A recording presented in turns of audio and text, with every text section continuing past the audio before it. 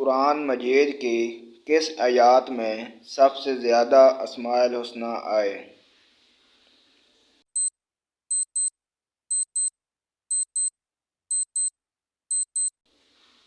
اس کا جواب ہے سورۃ حشر آیات نمبر 23۔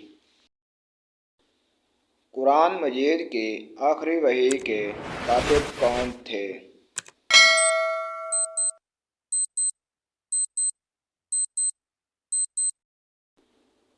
اس کا جواب ہے حضرت ابی بن کعب رضی اللہ عنہ۔ دنیا کی خالص ترین زبان کون سی ہے جس میں کسی دوسری زبان کا ایک لفظ بھی شامل نہیں؟